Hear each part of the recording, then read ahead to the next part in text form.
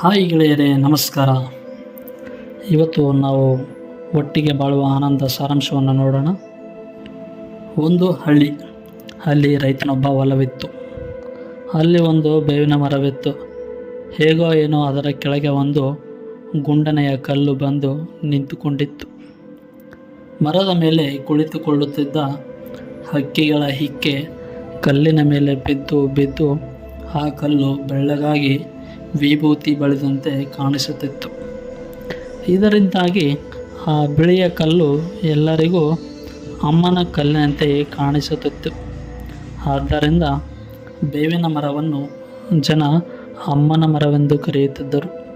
ಆ ಕಲ್ಲು ಬೇವಿನ ಮರದ ಕೆಳಗಿದ್ದರಿಂದ ಅದಕ್ಕೆ ಅಮ್ಮನ ಕಲ್ಲು ಎಂದು ಹೆಸರು ರೂಢಿಗೆ ಬಂದಿತ್ತು.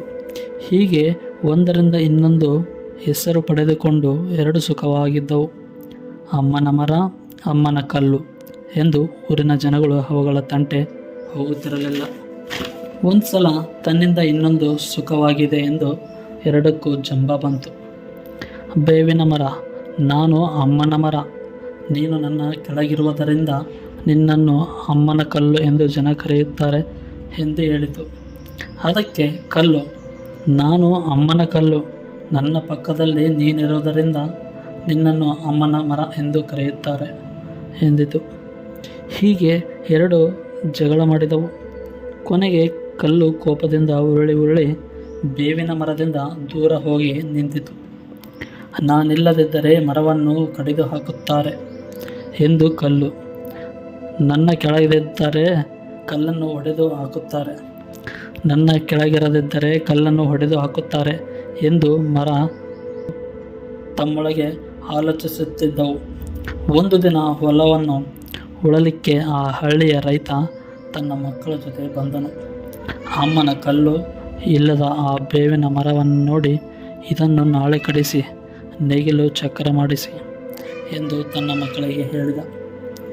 ಬೇವಿನ ಮರದಿಂದ ದೂರ ಬಿದ್ದಿದ್ದ ಕಲ್ಲನ್ನು ನೋಡಿ, ಈ ಕಲ್ಲನ್ನು ನಾಳೆ ಕಲ್ಲು ಹೊಡೆಯುವವರಿಂದ ಹೊಡೆಸಿದರೆ ನೇಗಿಲನ್ನು ಕಟ್ಟಿ ಉಳಲು ಬರುತ್ತದೆ ಎಂದು ತನ್ನ ಮಕ್ಕಳಿಗೆ ಹೇಳಿದ.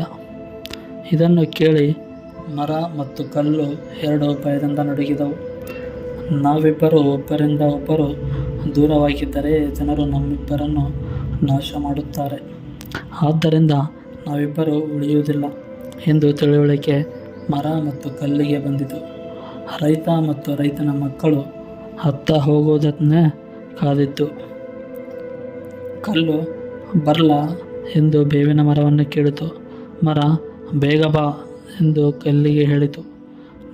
ಇನ್ನೊಂದರಿಂದ ಸುಖವಾಗಿರುವುದು ಎಂದು ಈಗ ಎರಡಕ್ಕೂ ತಿಳಿಯಿತು.